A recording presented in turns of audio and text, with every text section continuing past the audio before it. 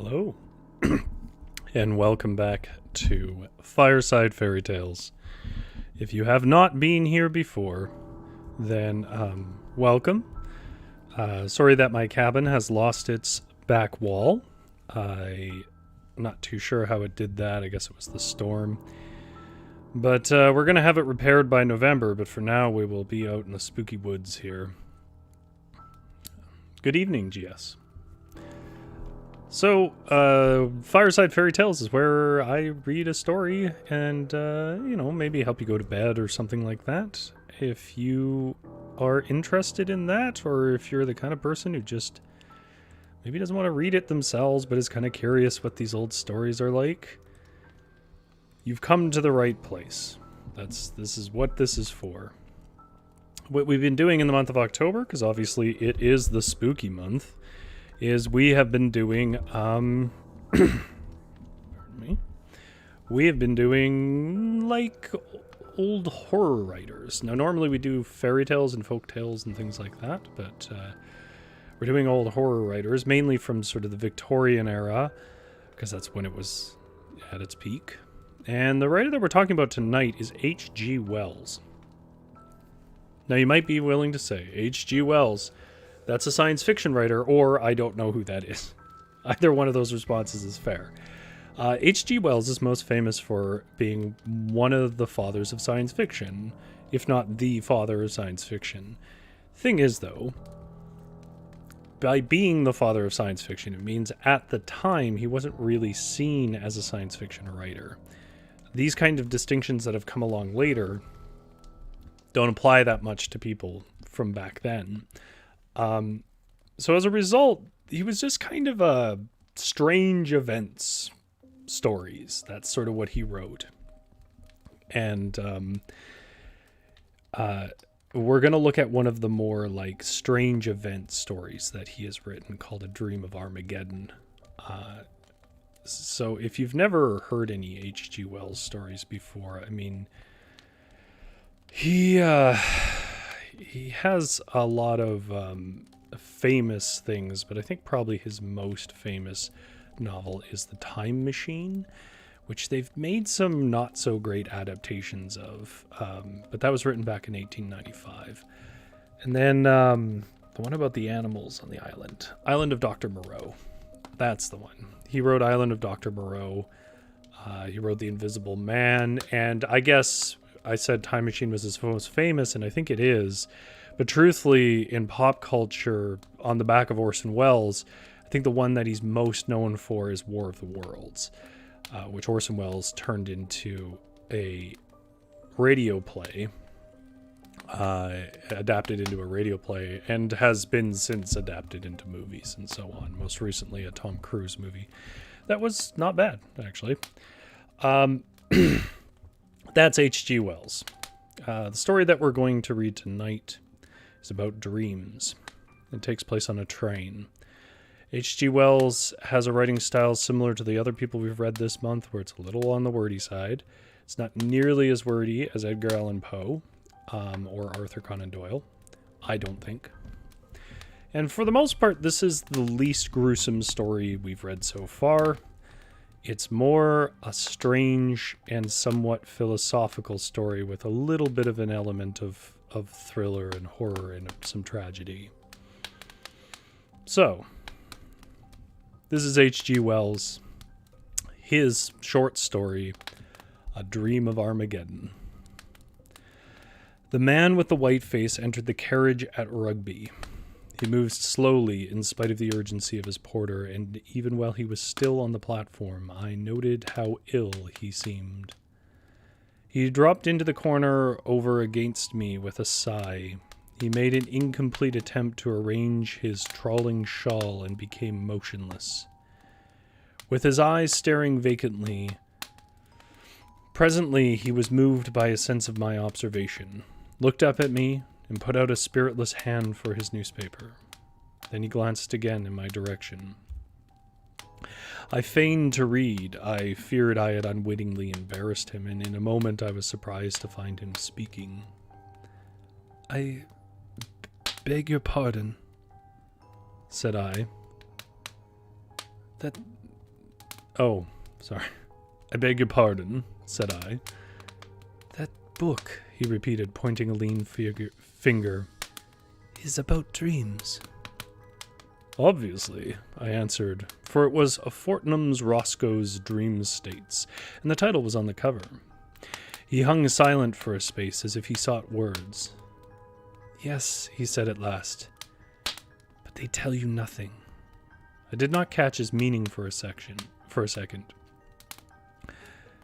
They don't know, he added. I looked a little more attentively at his face. There are dreams, he said, and dreams.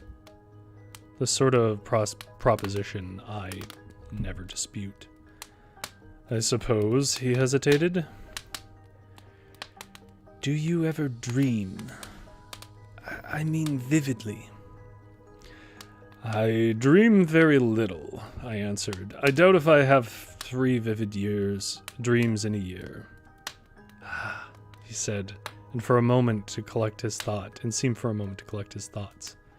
I'm running ragged here. Give me a second.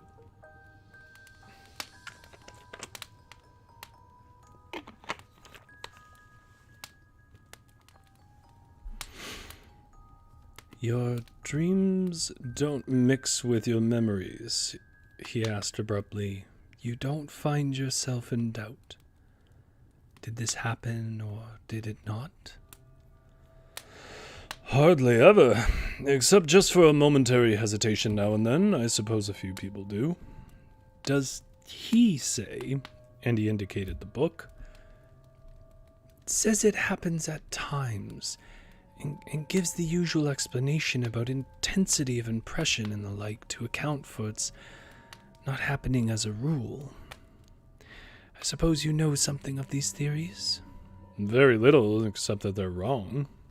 His emaciated hand played with the strap of the window for a time. I prepared to resume reading, and that seemed to precipitate his next remark. He leaned forward as though he would touch me.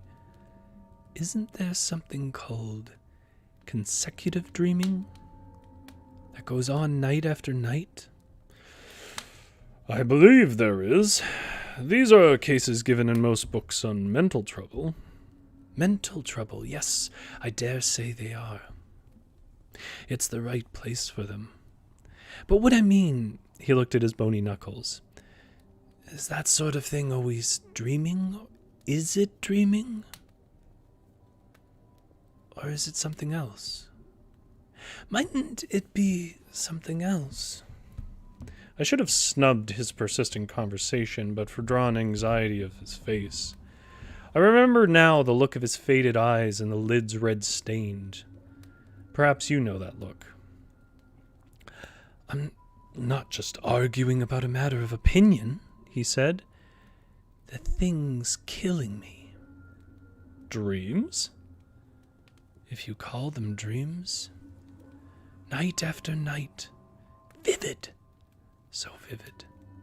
This, he indicated the landscape that went by, streaming by the window, seems unreal.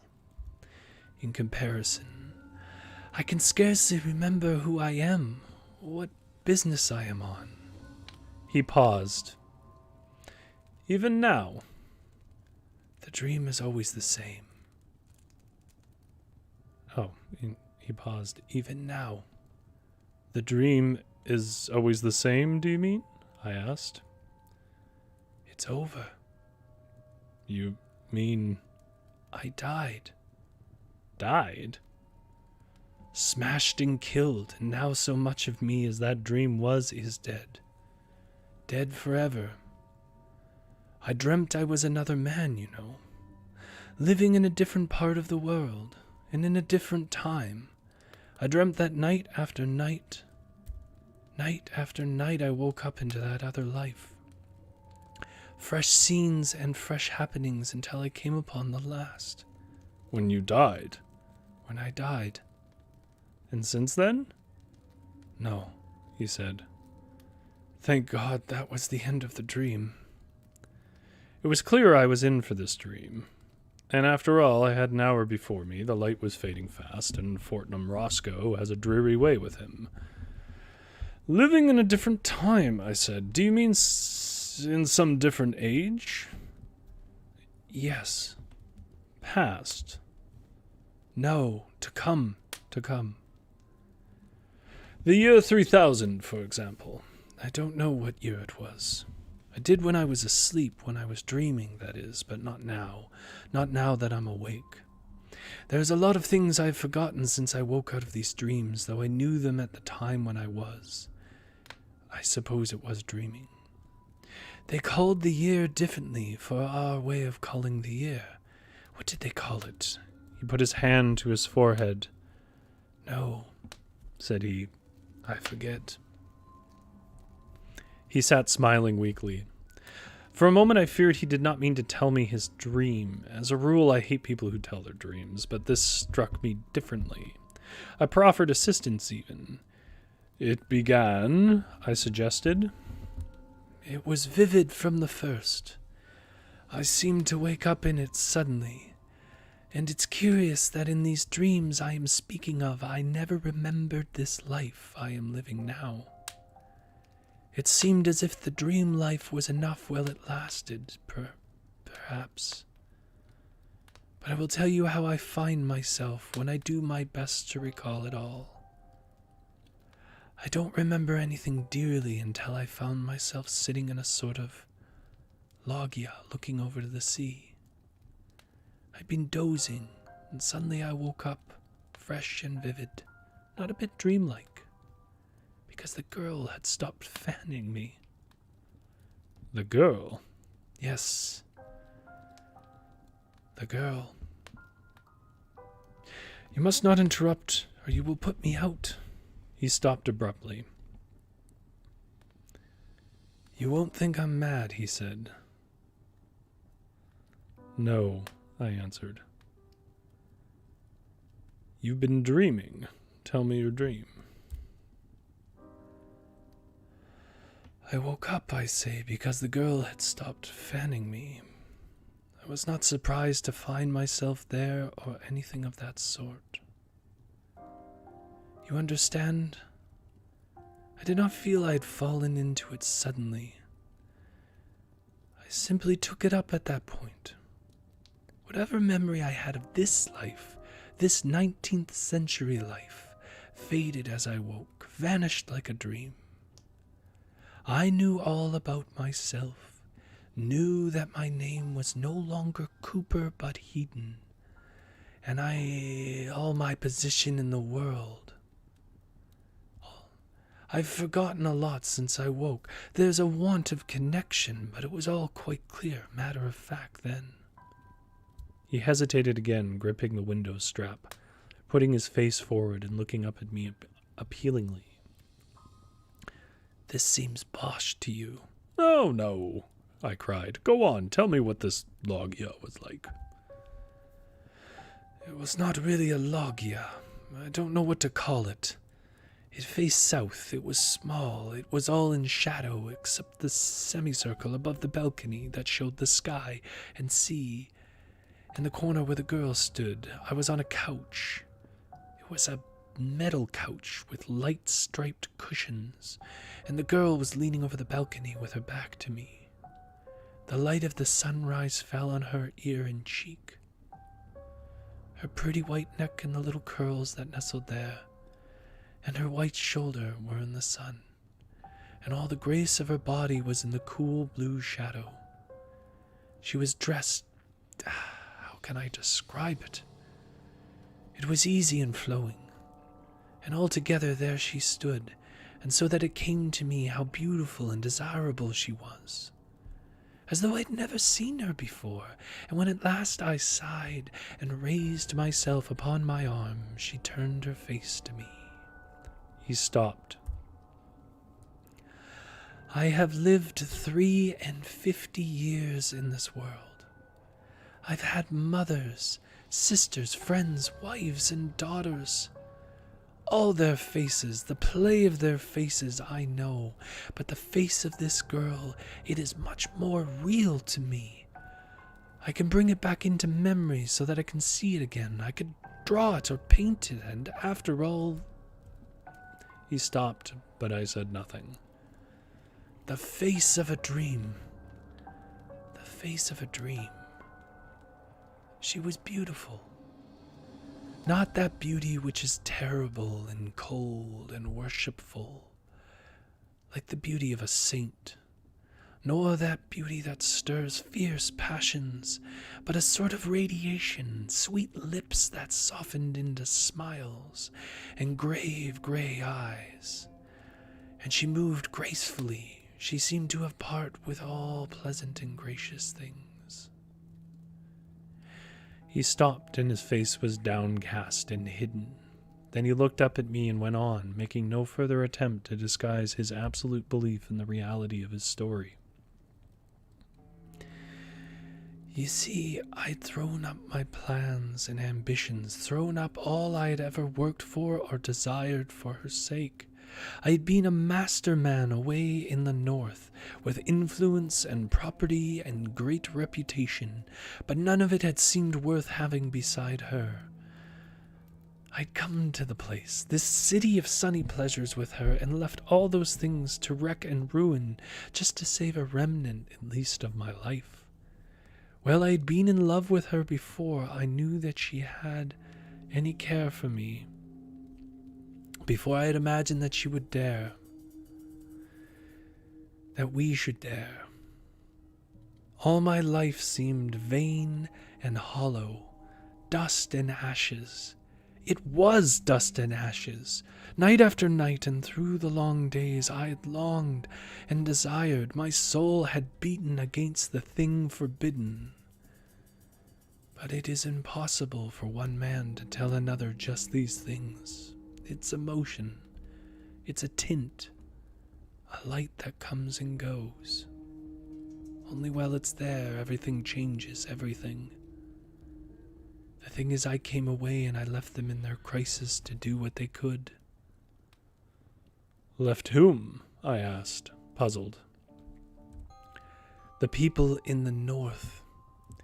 You see, in this dream, anyhow, I'd been a big man. The sort of man men wanted to trust in, to group themselves about. Millions of men who'd never seen me were ready to do things and risk things because of their confidence in me. I had been playing that game for years, that big, laborious game, that vague, monstrous political game amidst intrigues and betrayals, speech and agitation. It was a vast, weltering world. And at last I had a sort of leadership against the gang. You know it was called the gang. A sort of compromise of scoundrelly projects and base ambitions and vast public emotional stupidities and catchwords. The gang that kept the world noisy and blind year by year, and all the while that it was drifting towards infinite disaster. But I can't expect you to understand the shades and complications of the year. The year is something or other ahead. I had it all down to the smallest details in my dream. I suppose I'd been dreaming of it before I awoke, and the fading outline of some queer new development I had imagined still hung out about me as I rubbed my eyes. Pardon me, I'm going to turn that music down just a bit.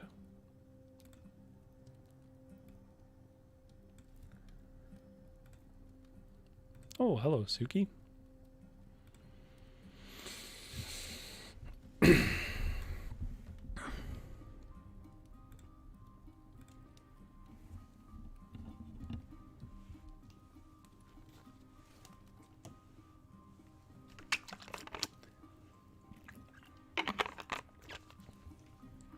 Pardon me.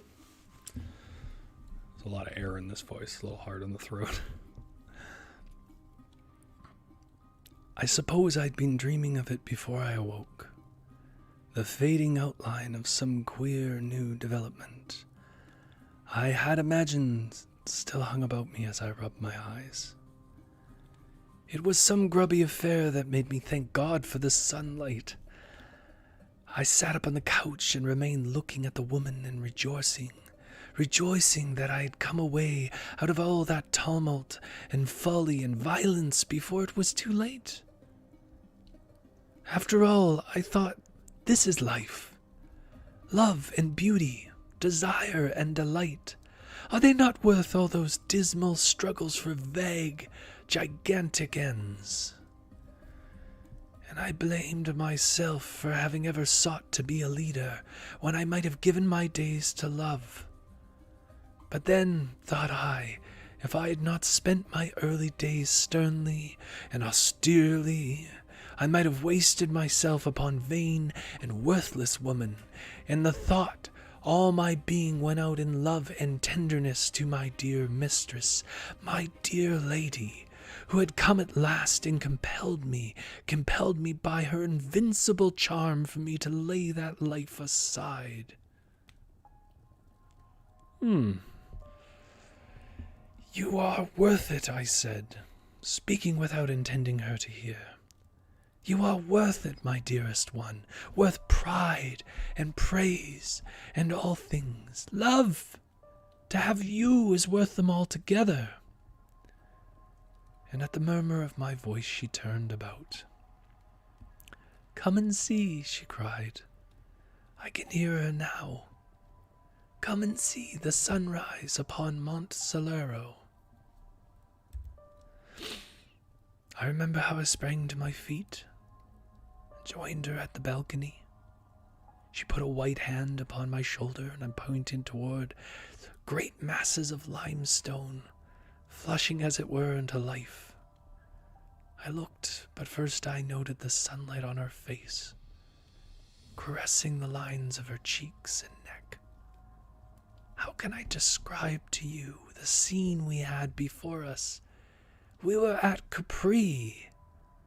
I've been there, I said. I've clambered up Mount Solero, and drunk Vero Capri, muddy stuff like cider, at the summit. Ah, said the man with the white face. Then perhaps you can tell me, you will know if this was indeed Capri. For in this life I have never been there. Let me describe it. We were in a little room, one of a vast multitude of little rooms, very cool and sunny, hollowed out of the limestone of a sort of cape, very high above the sea. The whole island, was one enormous hotel, complex beyond explaining, and on the other side there were miles of floating hotels and huge floating stages to which the flying machines came. They called it a pleasure city. Of course, there was none of that in your time, rather, I should say, is none of that now. Of course, now, yes. Well, this room of ours was at the extremity of the cape, so that one could see east and west.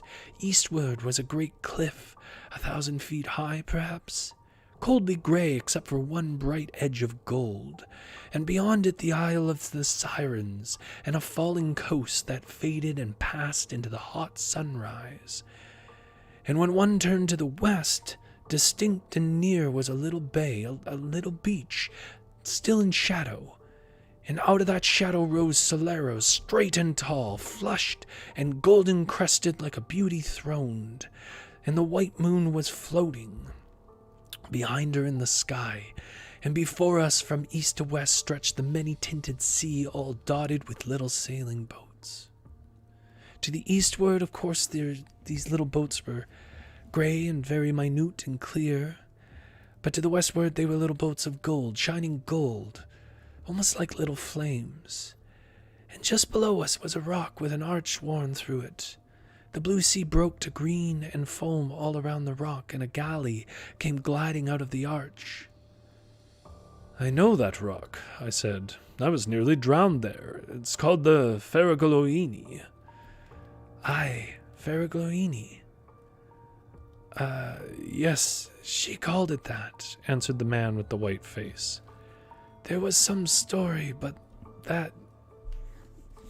He put his hand to his forehead again. No, he said, I forget that story. Well, that is the first thing I remember. The first dream I had. That little shaded room and the beautiful air and sky and that dear lady of mine with her shining arms and her graceful robe.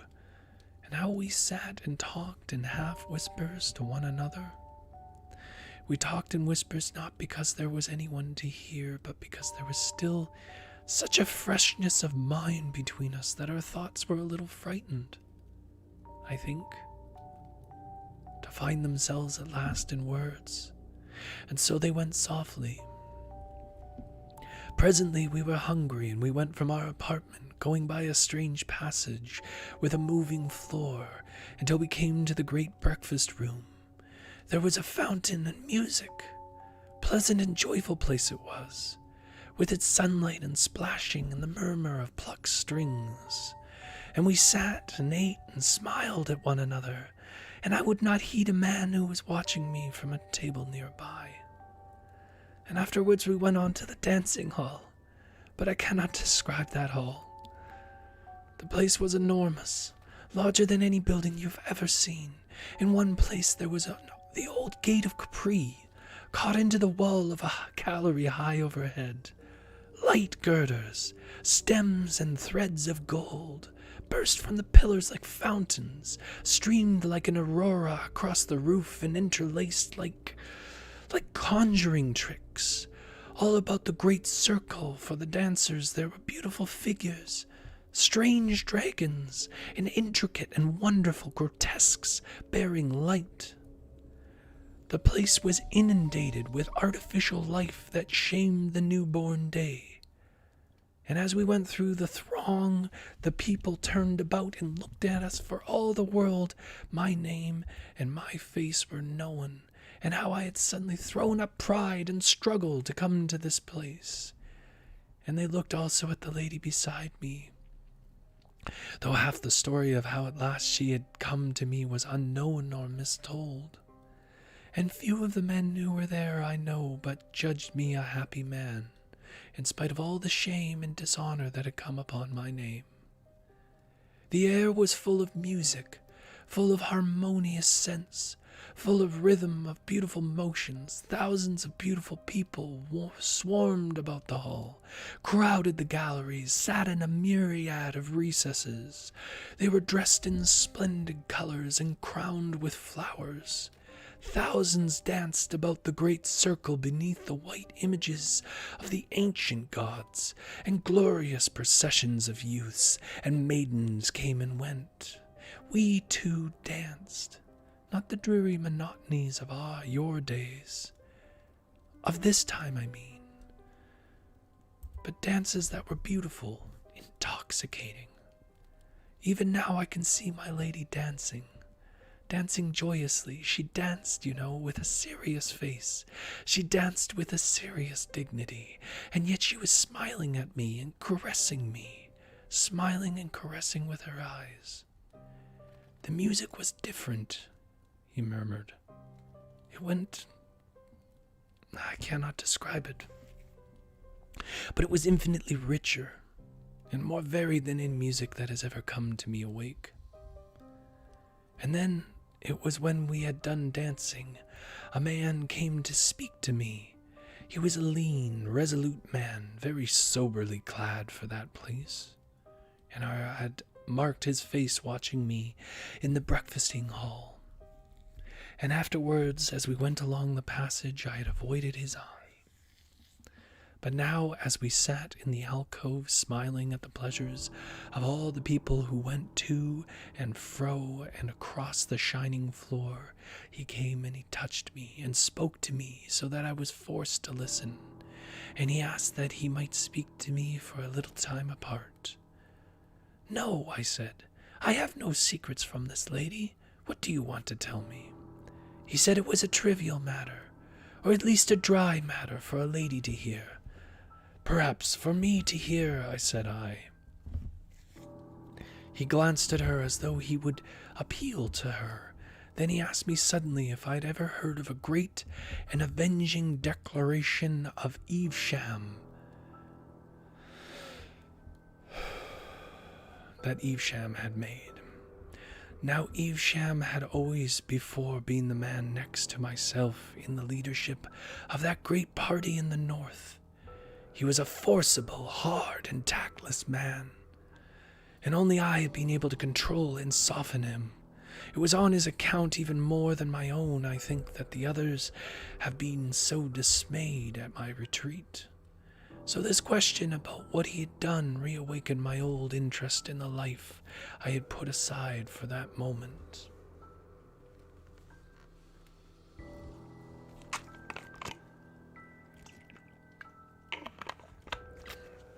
Pardon me.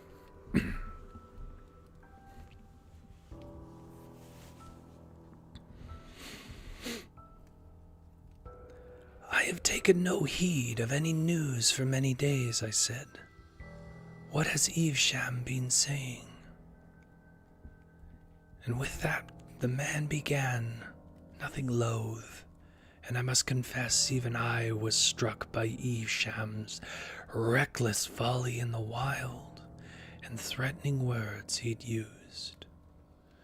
And this messenger they had sent me not only told me of Evesham's speech, but went on to ask counsel and to point out that what need they had of me. Well, he talked, my lady sat a little forward and watched his face and mine. My old habits of scheming and organizing reasserted themselves. I could even see myself suddenly returning to the north. And all the dramatic effect of it, all that this man had witnessed to the disorder of the party indeed, but not to its damage. I should go back stronger than I had come. And then I thought of my lady. You see, how can I tell you? There were certain peculiarities of our relationship. As things are, I need to tell you about that, which would render her presence with me impossible. I should have had to leave her. Indeed, I should have had to have renounced her clearly and openly if I was to do all that I could do in the north. And the man knew that, even as he talked to her and me, knew it as well as she did, that my steps to duty were first separation, then abandonment. At the touch of that thought, my dream of return was shattered. I turned on the man suddenly as he was imagining his eloquence was gaining ground with me. What have I to do with these things now? I said. I've done with them. Do you think I am kidding with your people in coming here? No, he said, but why cannot you leave me alone? I have done with these things. I have ceased to be anything but a private man. Yes, he answered, but have you thought this talk of war, these reckless challenges, these wild aggressions? I stood up. No, I cried, I won't hear you. I took count of all those things. I weighed them, and I have come away. He seemed to consider the possibility of persistence. He looked from me to where the lady sat regarding us. War, he said, as if he were speaking to himself, and then turned slowly from me and walked away. I stood caught in the whirl of my thoughts his appeal had set going. I heard my lady's voice. Dear, she said, but if they have need of you. She did not finish her sentence. She let it rest there. I turned to her sweet face, and the balance of my mood swayed and reeled. They want me only to do the thing they dare not do themselves, I said. If they distrust Evesham, they must settle with him themselves. She looked at me doubtfully. But war, she said. I saw a doubt on her face that I'd seen before, a doubt of herself and me, the first shadow of the discovery that, seen strongly and completely, must drive us apart forever. Now I was an older mind than hers, and I could sway her to this belief or that. My dear one, I said, You must not trouble over these things. There will be no war. Certainly there will be no war. The age of wars is past. Trust me to know the justice of this case. They have no right upon me, dearest, and no one has right upon me. I have been free to choose my life, and I have chosen this. But war, she said. I sat down beside her. I put an arm behind her, and I took her hand in mine. I set myself to drive that doubt away. I set myself to fill her mind with pleasant things again. I lied to her, and in lying to her, I lied also to myself. She was only too ready to believe me, only too ready to forget. Very soon the shadow had gone again, and we were hastening to our bathing place in the Grotta del Bovo Marino, where it was our custom to bathe every day.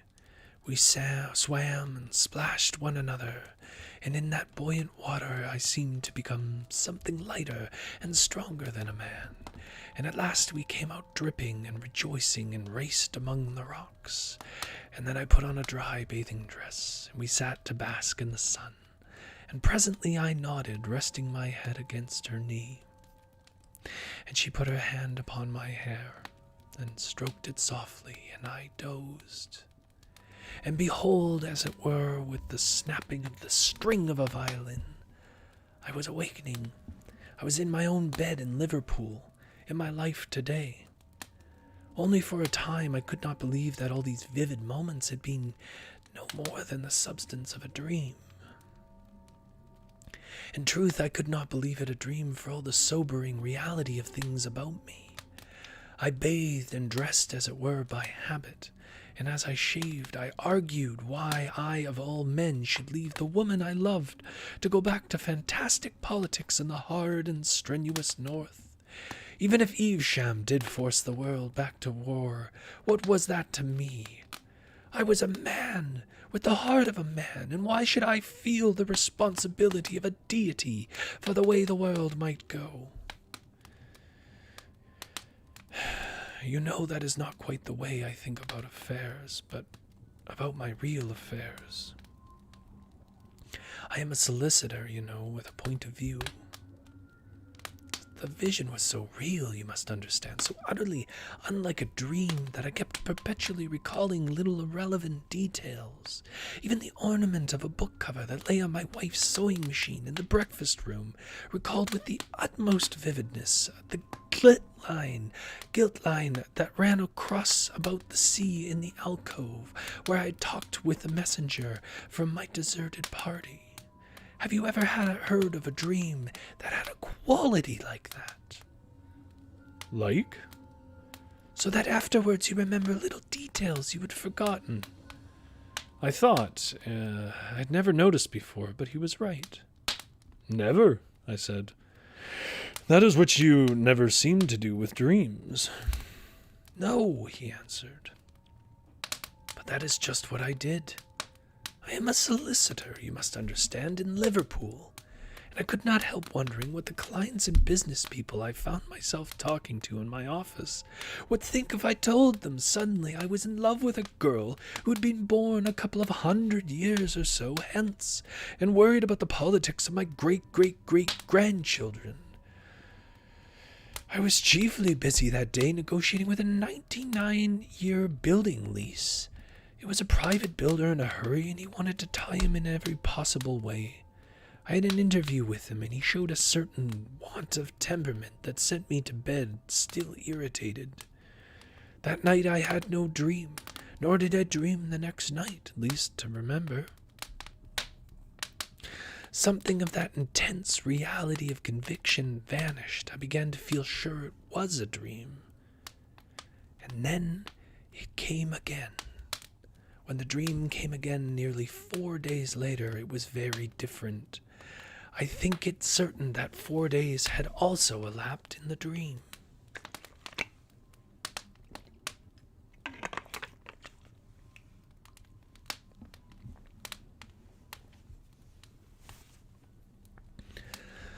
Many things happened in the north, and the shadow of them was back again between us, and this time it was not so easily dispelled. I began, I know, with moody musings. Why, in spite of it all, should I go back?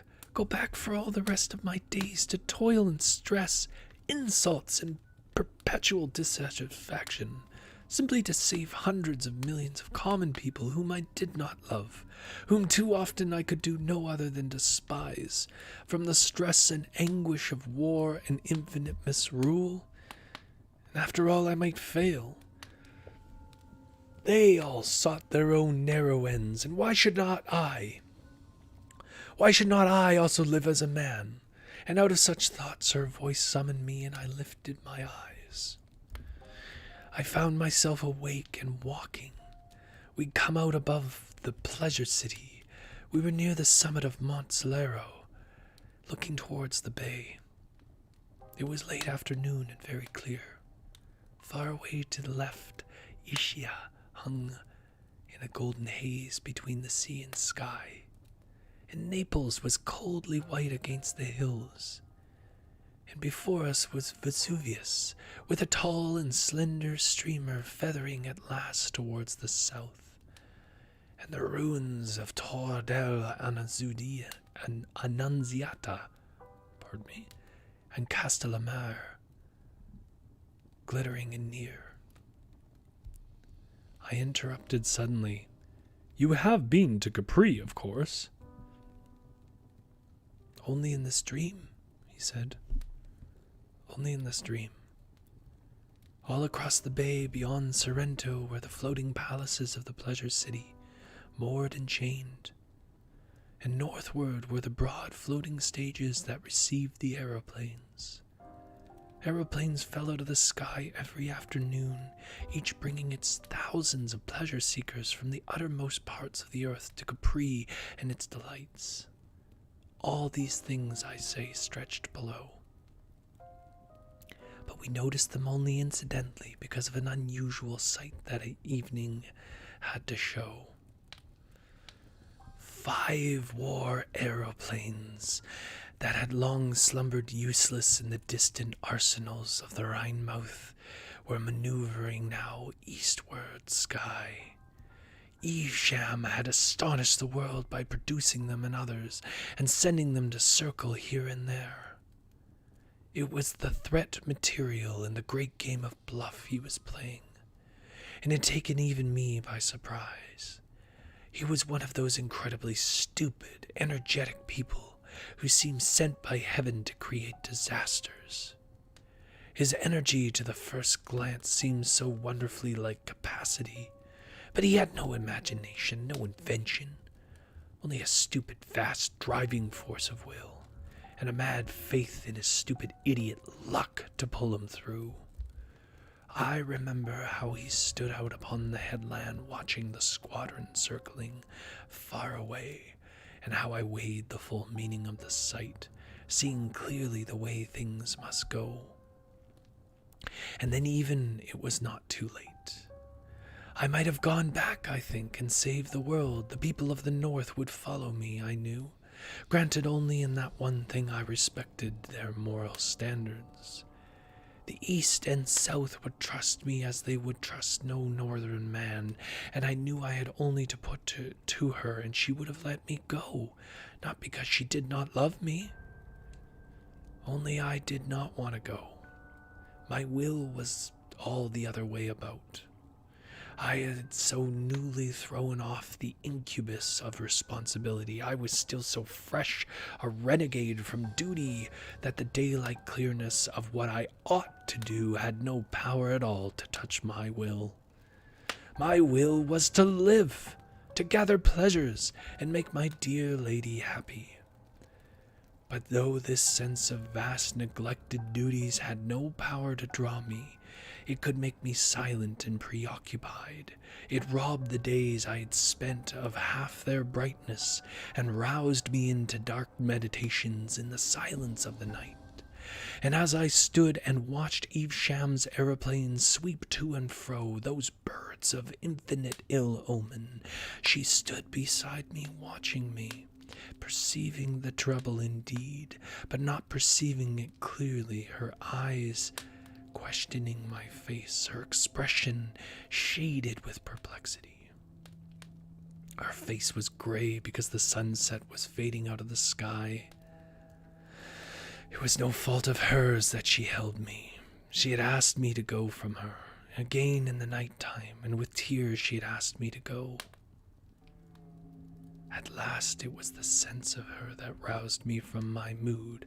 I turned upon her suddenly and challenged her to race down the mountain slopes. "No," she said, as if I'd jarred with her gravity. But I was resolved to end that gravity and made her run. No one can be very gray and sad who is out of breath. And when she stumbled, I ran with my hand beneath her arm. We ran down past a couple of men who turned back staring in astonishment at my behavior. They must have recognized my face, and halfway down the slope came a tumult in the air. Clang, clank, clang, clank. And we stopped, and presently over the hill crest those war things came flying, one behind the other, the man hesitating on the verge of a description. "What were they like?" I asked. "They'd never fought," he said. "They were just like our ironclads are nowadays. They'd never fought. No one knew what they might do with excited men inside them. Few even cared to speculate. They were great driving things, shaped like spearheads without a shaft, with a propeller in the place of a shaft." "Steel?" "Not steel. Aluminium?" No, nothing of that sort. In Alloway that was very common as brass, for example. It was called, let me see." He squeezed his forehead with his fingers of one hand. "I'm forgetting everything," he said. "And they carried guns." "Oh, and they carried guns?" "Little guns, firing high explosive shells. They fired the guns backwards out of the base of the leaf, so to speak. They rammed with the beak. That was the theory, but they'd never been fought. No one could tell exactly what was going to happen. And meanwhile, I suppose it was very fine to go twirling through the air like a flight of young swallows, swift and easy. I guess the captains tried not to think too clearly what the real thing would be like. And these flying war machines, they were only one sort of the endless war contrivances that had been invented and fallen into abeyance during the long peace. There were all sorts of these things that people were routing out and furbishing up. Infernal things, silly things, things that had never been tried. Big engines, terrible explosives, great guns. The silly way of these ingenious sort of men who make these things. They turn them out as beavers build dams, and with no more sense of the rivers they're going to divert and the lands they're going to flood. As we went down the winding stepway to our hotel again in the twilight, I foresaw it all. I saw how clearly and inevitably things were driving for war in Evesham's silly, violent hands, and I had some inkling of what war was bound to be under these new conditions. And even then, though I knew it was drawing near the limit of my opportunity, I could find no will to go back. He sighed. That was my last chance. We didn't go into the city until the sky was full of stars, so we walked out upon the high terrace to and fro, and she counseled me to go back. "My dearest," she said, and her sweet face looked up to me, "this is death. This life you lead is death. Go back to them. Go back to your duty."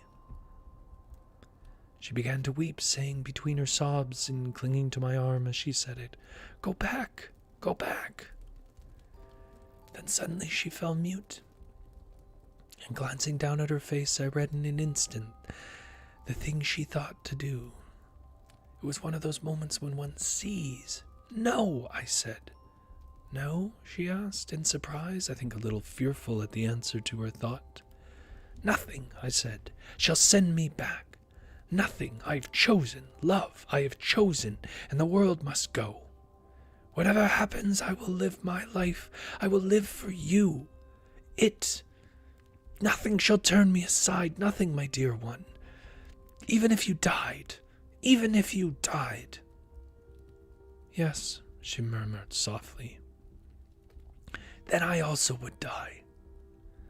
And before she could speak again, I began to talking eloquently as I could do in that life. Talking to exalt love, to make the life we were living seem heroic and glorious, and the thing I was deserting something hard and enormously ignoble, that it was a fine thing to set aside. I bent all my mind to throw that glamour upon it, seeking not only to convert her, but myself to that. We talked, and she clung to me, torn too between all that she deemed noble and all that she knew was sweet. And at last I did make it heroic. I made all the thickening disaster of the world only a sort of glorious setting to our unparalleled love. And we two poor foolish souls strutted there at last, clad in that splendid delusion, drunken rather than with that glorious delusion under the still stars. And so my moment passed. It was my last chance. Even as we went to and fro there, the leaders of the South and the East were gathering their resolve, and the hot answer that shattered Esham's bluffing forever took shape and waited. And all over Asia and the ocean, the South and air, and the wires were throbbing with their warnings to prepare, prepare. No one living, you know, knew what war was. No one could imagine, with all these new inventions, what horror war might bring. I believe most people still believed it would be a matter of bright uniforms and shouting charges and triumphs and flags and bands in a time when half the world drew its food from supplies from regions 10,000 miles away. The man with the white face paused.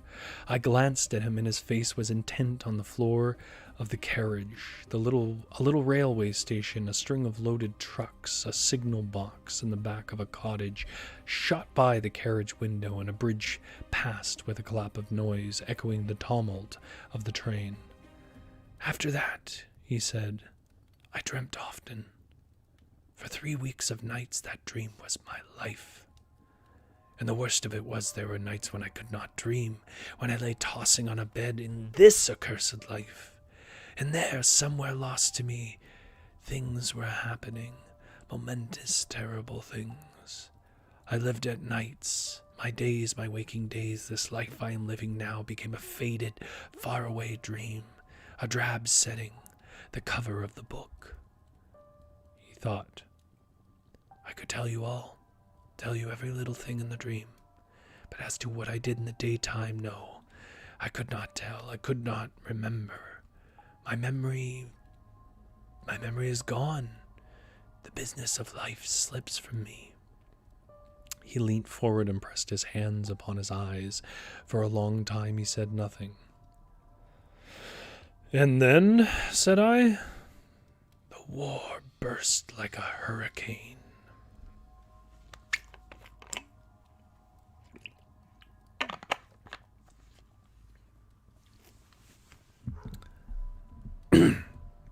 He stared before him at unspeakable things. And then, I urged again. One touch of unreality, he said, in the low tone of a man who speaks to himself, and they would have been nightmares. But they were not nightmares. They were not nightmares, no. He was silent for so long that it dawned upon me that there was a danger of losing the rest of the story. But he went on talking again in the same tone of questioning self-communion. What was there to do but flight? I had not thought the war would touch Capri. I had seemed to see Capri was being out of it all, as the contrast to it all. But 2 nights after, the whole place was shouting and bawling. Every woman almost, and every woman, other man wore a badge, Evesham's badge. And there was no music but a jangling war song over and over again, and everywhere men enlisting, and in the dancing halls they were drilling. The whole island was awhirl with rumors. It was said again and again that fighting had begun.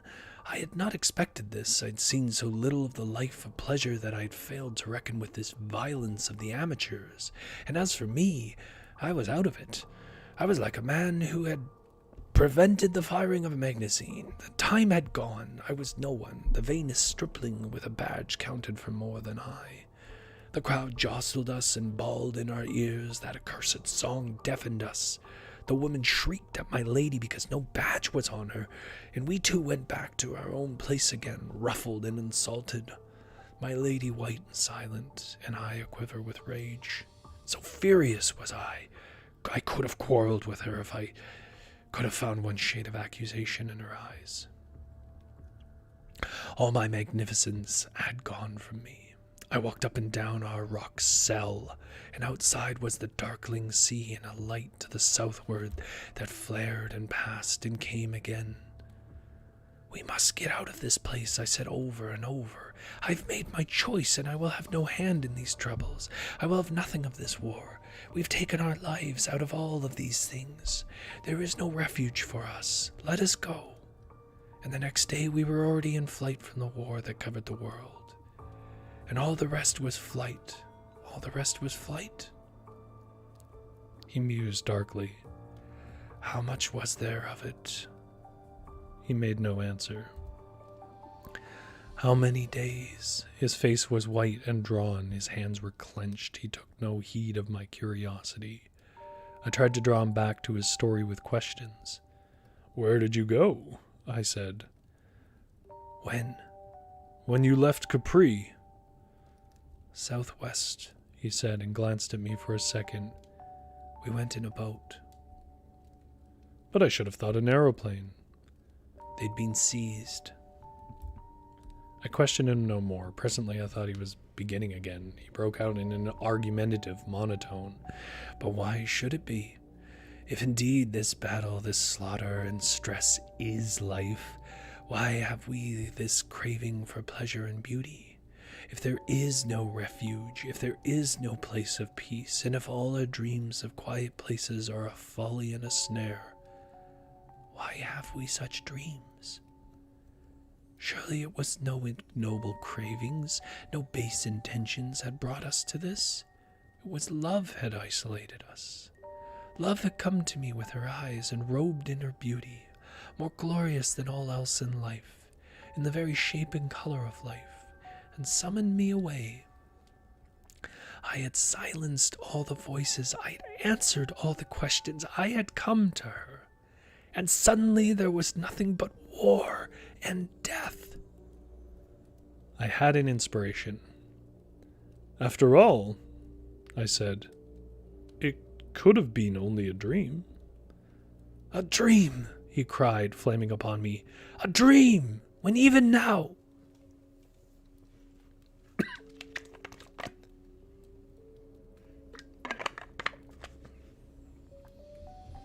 For the first time he became animated.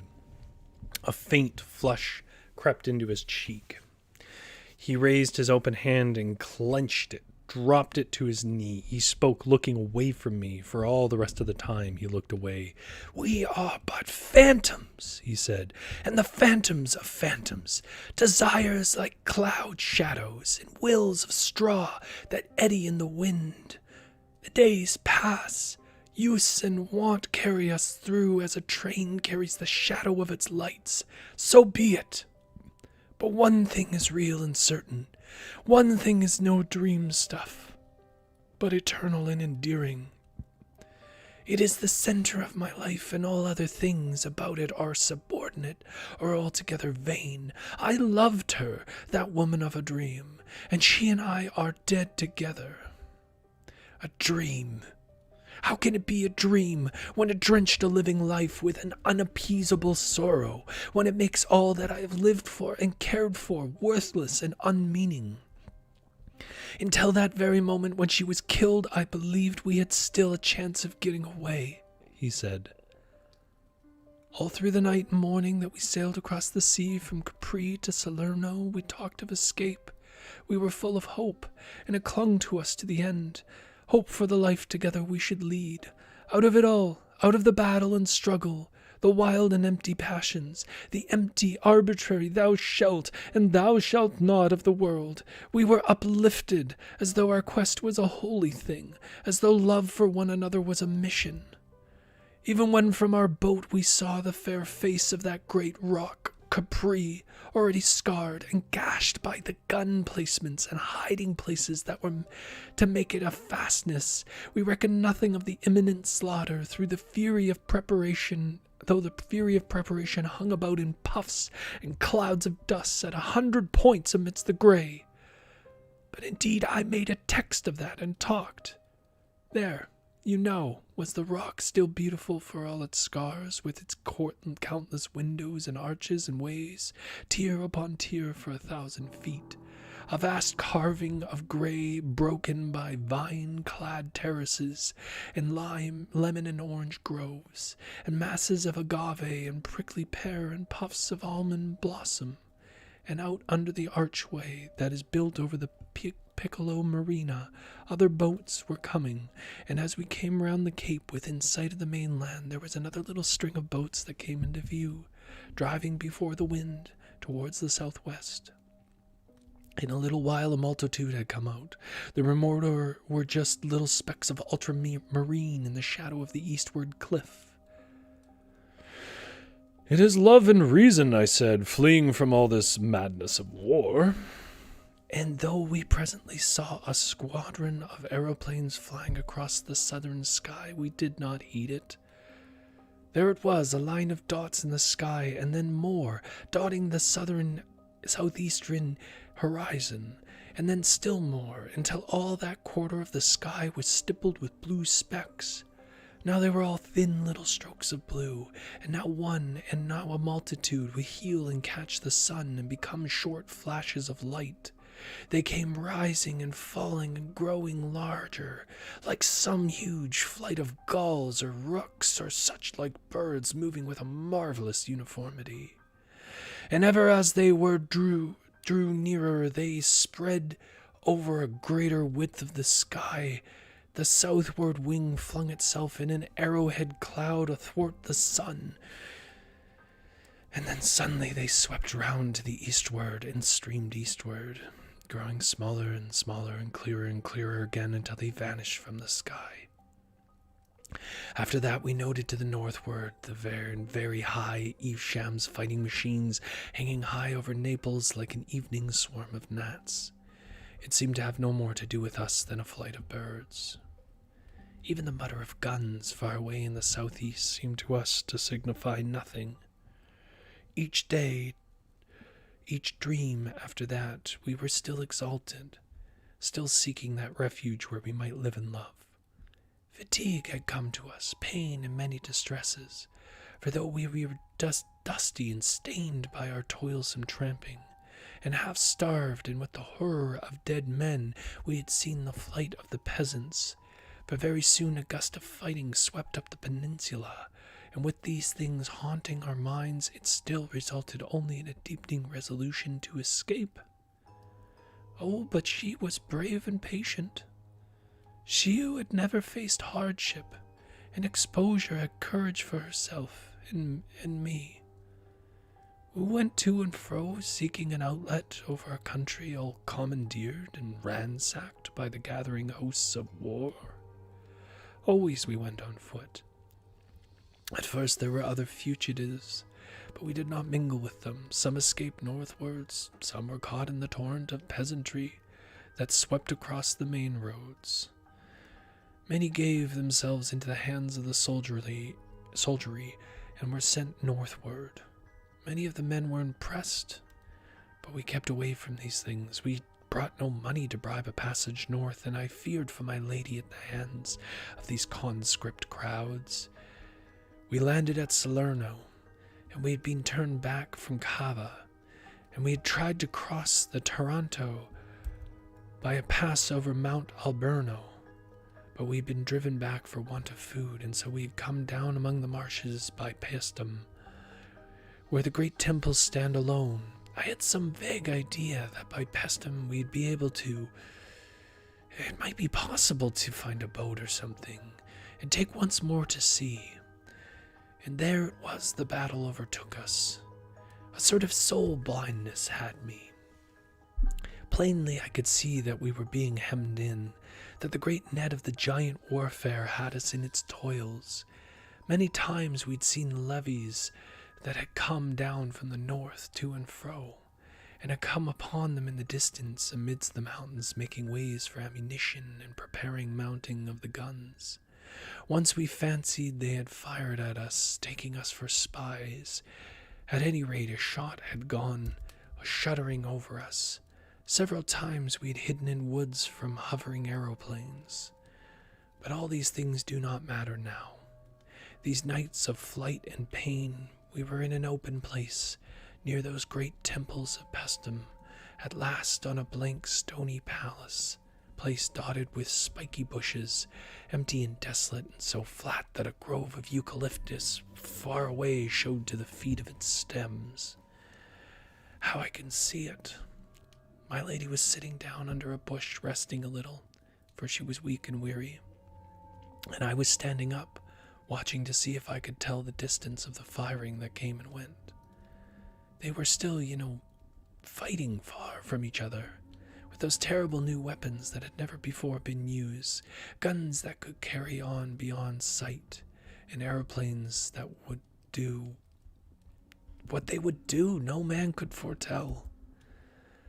I knew that we were between the two armies, that they drew together. I knew that we were in danger and that we could not stop there and rest.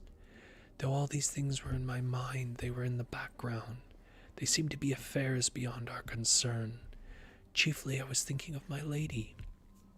An aching distress filled me. For the first time she had owned herself, beaten and fallen a-weeping. Behind me I could hear her sobbing. I would not turn around to her because I knew she had need of weeping, and had held herself so far and so long for me. It was well, I thought, that she would weep and rest, and then we would toil on again, for I had no inkling of the thing that hung so near. Even now I can see her as she sat there, her lovely hair upon her shoulder, can mark again the deepening hollow of her cheek. "If we had parted," she said, "if I'd let you go." "No," I said, "even now I do not repent. I will not repent. I made my choice, and I will hold on to the end." And then, overhead in the sky, something flashed and burst, and all about us I heard the bullets making noise like a handful of peas suddenly thrown. They chipped the stones about us and whirled fragments from the bricks and passed. He put his hand to his mouth and moistened his lips. At the flash, I turned about. She stood up. She stood up, and moved a step towards me, as though she wanted to reach me. And she'd been shot through the heart. He stopped and stared at me. I felt all that foolish incapacity an Englishman feels on such occasions. I met his eyes for a moment and then stared out the window. For a long space we kept silent. When at last I looked at him, he was sitting back in the corner, his arms folded and his teeth gnawing at his knuckles.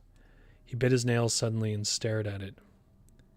"I carried her," he said, "towards the temples in my arms, as though it mattered. I don't know why. They seemed a sort of sanctuary, They had lasted so long, I suppose." She must have died almost instantly, only I talked to her all the way. Silence again. "I've seen those temples," I said abruptly, and indeed he had brought those still, unsunlit arcades of worn sandstone very vividly before me. "It was the brown one, the big brown one. I sat down on a fallen pillar and held her in my arms, silent after the first babble was over. And after a little while, the lizards came out and ran about again, as though nothing unusual was going on, as though nothing had changed. It was tremendously still there, the sun high and the shadows still. Even the shadows of the weeds upon the entablature were still, in spite of the thudding and banging that went on all about the sky. I seemed to remember that the aeroplanes came out of the south, and that the battle went away to the west. One was struck and overset and fell. I remember that, though it didn't interest me in the least. Didn't seem to signify. It was like a wounded gull, flapping for a time in the water. I could see it down the aisle of the temple, a black thing in the bright blue water. 3 or 4 times shells burst about the beach, and then that ceased. Each time it happened, all the lizards scuttled in and hid for a space.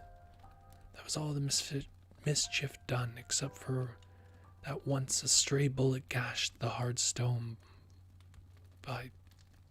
made just a bright surface.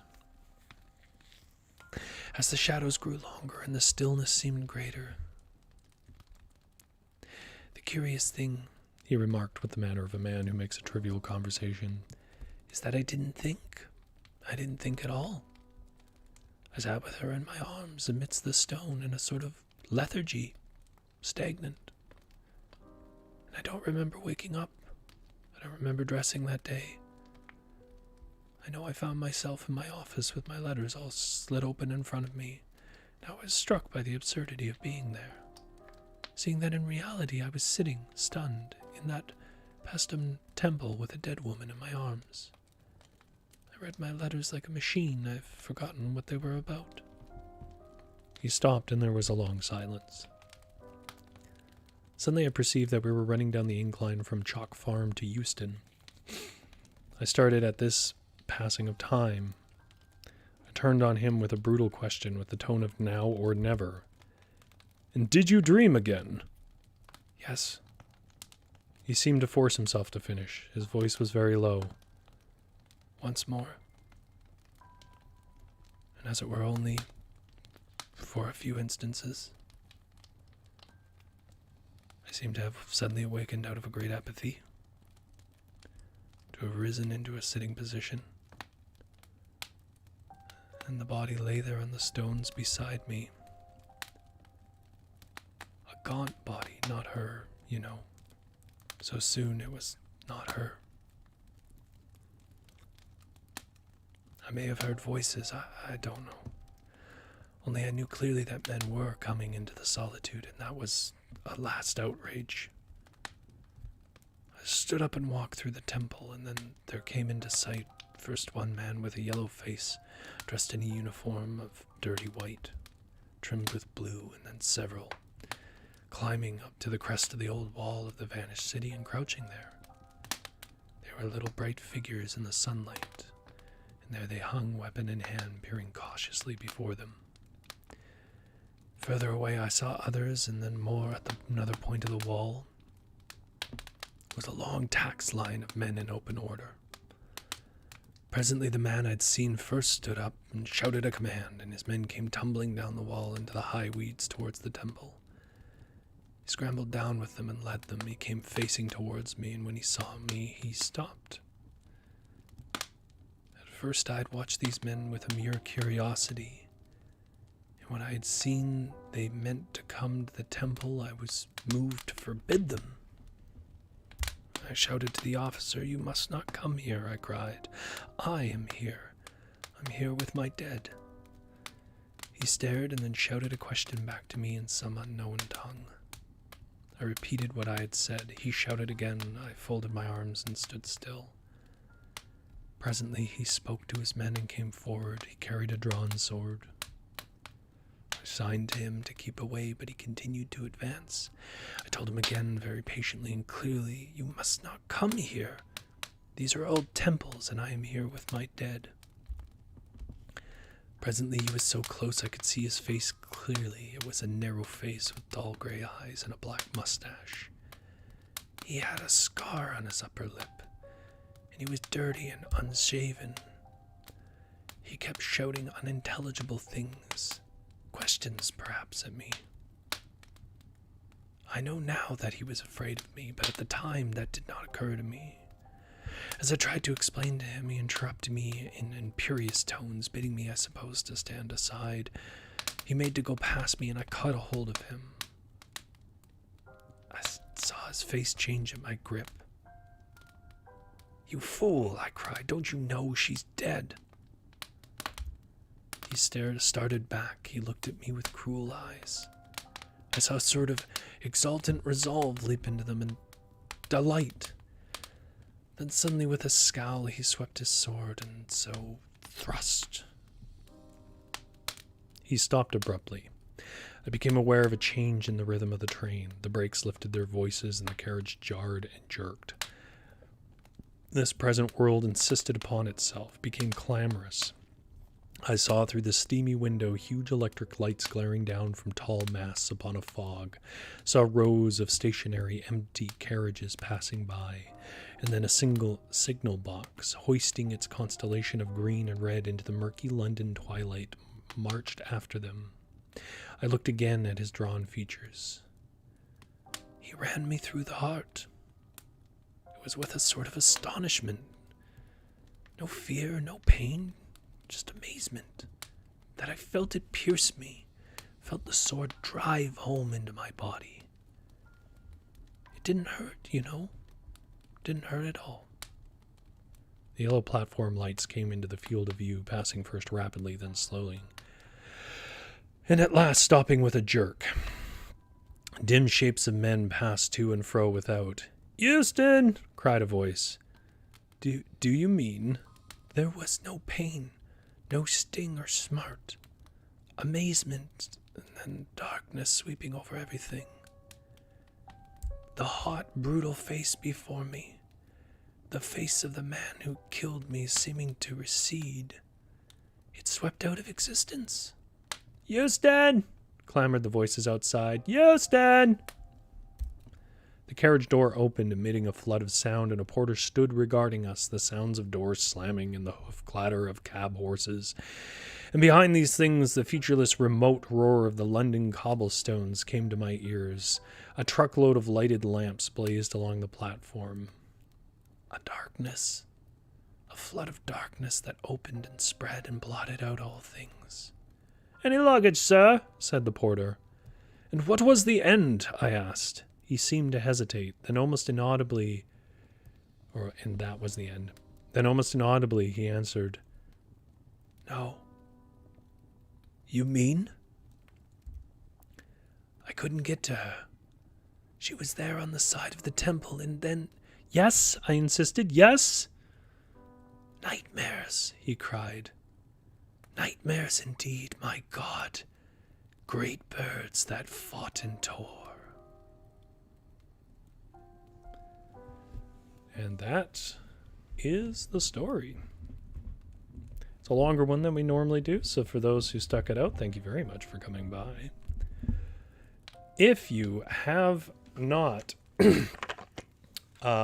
watched our Thursday show before, we are doing sort of horror-themed things this week, and we're actually going to try and do a kind of choose-your-own-adventure / design a haunted house. I know it sounds a little complicated, but all my ideas kind of are. So if you wanted to help us design, come up with some ideas of what should be in the rooms of a haunted house, come here on Thursday at 6:30 for the Varietal show, and we will be trying to do that. Just Fleece It Out said, "Thank you, Rory." Well, thank you very much for coming by. I know this isn't as traditionally creepy as the last 2 weeks have been, but there is something about it that I find particularly... It's my kind of horror, I guess. And if you haven't quite assembled the full story for yourself, I mean, I don't want to blow it all for you, because one of the fun things of stories is to reflect on them. But there's 2 ways you could look at that ending, and I don't know which one is the right one, but I'll let you ponder it. The first is that after he died in his dreams are still about what happens to this other life. So he goes back to the time where the, carrion and vultures come and get him. But I think the implication is more there's an afterlife that he now has to live through, and he wasn't a good man. I think that very much is being implied. A couple of things that I wanted to leave to the very end because I think it makes the story so much more impressive. This story was published in 1904, which is well before World War I and World War II, obviously. And really the kind of combat that it brought. And the other thing is he was a lifelong socialist. And I think that colors a little bit for me.